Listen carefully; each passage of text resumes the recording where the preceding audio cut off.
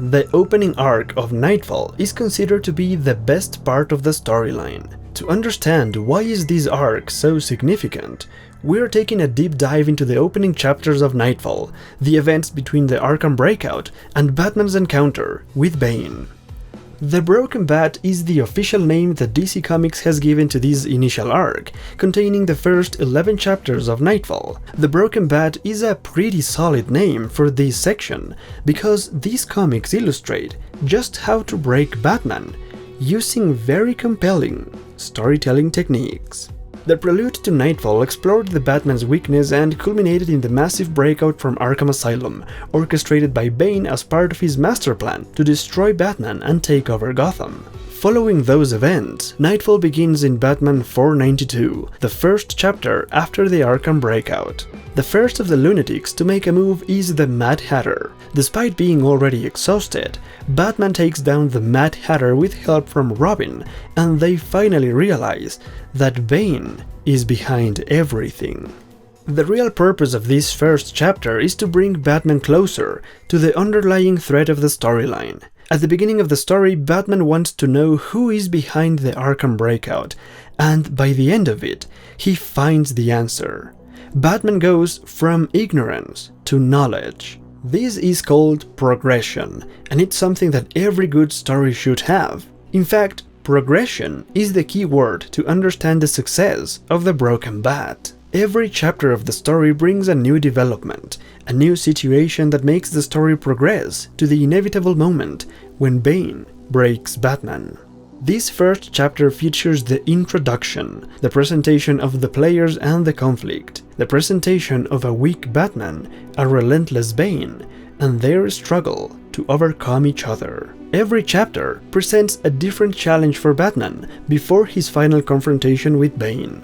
The second chapter, for instance, features the physical challenge. To bring down Batman, he has to be taken beyond the point of exhaustion, and not many of his enemies can do that. The ventriloquist is the next big villain to make a move, and certainly he is not a physical challenge. However, he is joined by Amygdala, a massive brute who doesn't know the limits of his own strength. The ventriloquist and Amygdala spread chaos and destruction across Gotham, and it doesn't take long before Batman finds them. Now, unlike the Mad Hatter, Amygdala and the ventriloquist are an extremely difficult challenge. Well, it's rather only Amygdala who goes berserk on Batman, and thanks to his massive strength and body, he beats Batman to a pulp. In fact, Batman wins the fight only because Amygdala is unable to keep fighting due to his mental condition. Batman is so wasted after the fight that he even forgets to capture the ventriloquist. One of the reasons why this encounter was harder than the fight with the Mad Hatter is because Robin was not present. While Batman was fighting Amygdala, Robin confronted Bird, Bane's henchman. This encounter made the threat of Bane more evident, as Robin is now aware that he is spying on them. The progression here is that Batman started this chapter working with Robin and in relatively good shape, and by the end of it, he is completely tired and all alone. To make matters worse, the third big villain to make a move is Mr. Zsasz, and this brings us to the third chapter, which features the psychological challenge. After weakening the Batman's body, the next target is his mind, and Mr. Zsasz is the perfect enemy. The serial killer takes hostages inside a school for girls, and when Batman shows up, Zsasz starts using twisted logic to draw comparisons between him and Batman. Zsasz brings down Batman to the same level of a serial killer, the complete opposite of Batman and everything he stands for. Some of the things Zsasz said ring true and his words get into Batman's mind. Batman experiences a complete loss of identity and self-awareness. Being compared to a killer drives Batman over the edge and makes him lose control, almost killing Zsasz in the process. Batman is in terrible shape after that ordeal, and this is only the third chapter. Nightfall has just begun, but this issue marks the final contribution of Norm Brayfogle as a regular Batman artist. After 6 years of amazing stories, Norm leaves the Batman comics and a great legacy behind him, and Nightfall is all the better for having his art in the first 3 chapters.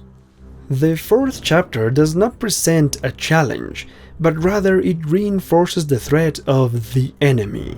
While Batman struggles to recover after his encounter with Zsasz, Robin follows Bane to learn more about him. Bane captures Robin and takes him to the sewers, where Killer Croc attacks Bane. The rematch with Croc is great, and it reinforces Bane as a real danger to be reckoned with. However, the most important element of this chapter is actually the characterization of Bane. Down in the sewers, Robin confronts the enemy and Bane tells him this: "You struggle against your fear. I admire that." And this small phrase brings back all the elements we analyzed in Vengeance of Bane. Bane is a character driven by a lie that he believes, and that lie is that fear makes him weak. That's why he sympathizes with Robin, who rises up to the challenge overcoming his fears. Bane is a man who wants to overcome and destroy the Bat, the symbol of his own fear. The ultimate irony is that Batman adopted his image to become a symbol of fear. This allegory between the hero and the villain is part of what makes the Broken Bat so memorable. Chapter 5 of the story brings up the mistake, which is a common element in tragedies. According to Aristotle, tragedy is a form of drama that depicts the downfall of a hero. Aristotle said that the tragic hero should have a flaw or make some mistake. In the case of Batman, this happens when, instead of taking a break and rest, he decides to keep going without any help from Robin or Azrael. His logic is that since Bane wants him, it's his business to deal with it, and no one else's.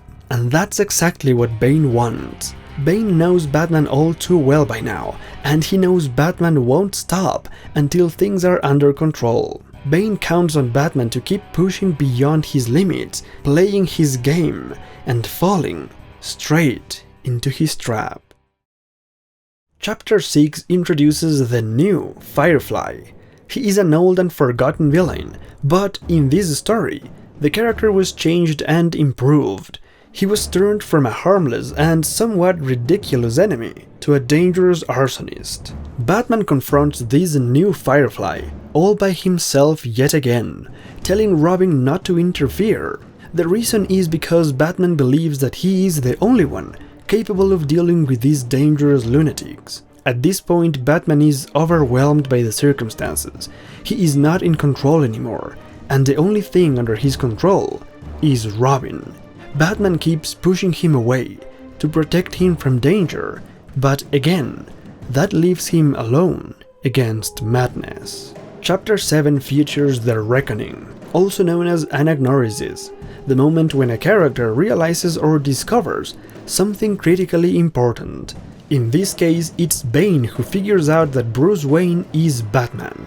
Bane knows Batman so well that he recognizes him even without the mask. And this bit of information is the last thing Bane needed before making his move. Chapter 8 features a trial by fire, the final fight with Firefly. This chapter reveals that Batman has a twisted belief when he says to himself that your problems don't matter, you don't matter, only Gotham matters. This shows us the mentality that has driven Batman to his own self-destruction. Chapter 9 is the Catharsis, the release of emotions from the characters as well as the audience. This happens when the plan of the Joker and Scarecrow finally unfolds. After kidnapping the Major, the Madmen create complete chaos and take the Major inside a tunnel. Batman goes after them, and in the fight, he is dosed with fear gas, which makes him relive his worst fear, his worst memory: the death of Jason Todd. These visions send Batman into an uncontrollable rage, and he starts pummeling the Joker, screaming the name of Jason. He stops only to save the Major, whose life is endangered when the tunnel collapses. In the context of the Batman history, this is a catharsis that works perfectly. This is the emotional reaction that everyone expected Batman to have after Joker killed Jason.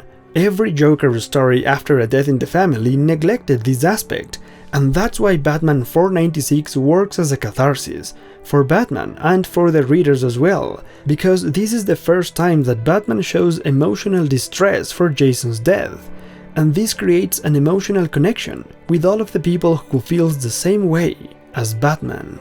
In the context of Nightfall, however, this is not good. Batman depleted his stamina in that fight, and then he uses almost everything he has left to save the Mayor and himself from drowning in the tunnel. It is here that Batman acknowledges that he chooses to ignore his limits, and that's the only explanation as to why he keeps going when he has nothing left. This all happens in chapter 10, and this is the last effort before the end. After Batman saves the Mayor, he tries to take a break, but that's when Bane's henchmen strike. Trog, Zombie and Bird attack, and Batman has to rely on his gadgets, only because he has no other choice. He has no strength left in him, and he uses only a few gadgets to effective results, because he may be tired, but Batman's mind is still sharp enough to take down 3 simple thugs. This is an excellent characterization of a Batman who doesn't rely on gadgets unless it's absolutely necessary. You just don't see that these days.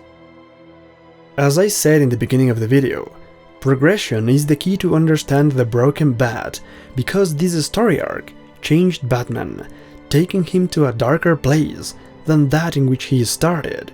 In 10 chapters, Batman was pushed beyond the limits of exhaustion, an extensive torture to make the outcome believable, a long journey that culminates in the fall. The Broken Bat comes to an end in chapter 11 of Nightfall, when the inevitable moment finally comes to pass, the breaking of Batman. Upon returning home, Bruce finds Alfred knocked out and Bane inside Wayne Manor, the place that represents Bruce Wayne's humanity, the place where he is at his most vulnerable, the place that is no longer sacred.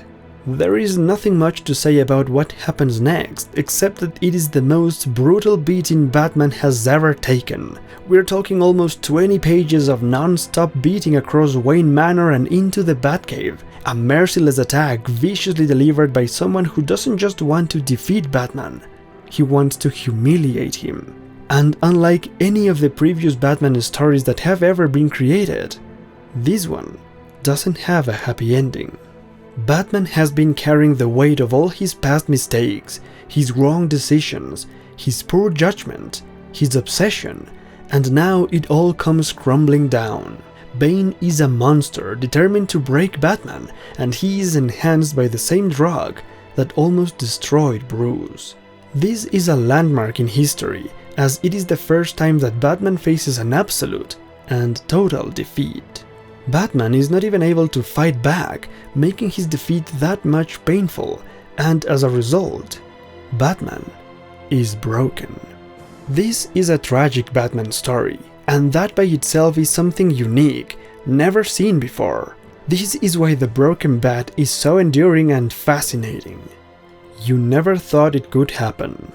That was the ominous tagline from Batman 497, and this phrase reflects the feelings of the readers back then. A story where Batman is defeated without even fighting back was unthinkable.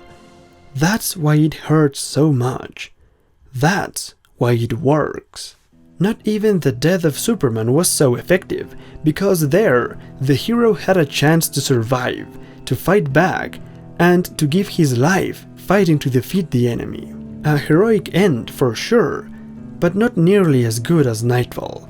The Broken Bat is a tragedy, and Batman's fate was sealed from the very beginning. Batman never had a fighting chance, and yet everyone wanted him to overcome this. Nightfall is the ultimate underdog Batman story, and that's why people love it. The Broken Bat is the perfect example of how to create a superhero tragedy, a story in which the hero simply can't succeed. Batman number 400 features a similar story, with a criminal mastermind releasing all the inmates from Arkham Asylum to bring down Batman. However, that story is not a tragedy. That story has a happy ending, because Batman is not tired, he is not alone, he fights alongside his friends and allies, and overcomes all the challenges. It just goes to show how much storytelling changed between 1986 and 1993. The Bat is broken, and Nightfall continues in the next video. If you enjoyed this one, then please like, comment or subscribe. It really helps me out with the YouTube algorithm. And with that said, I will see you all in the next one.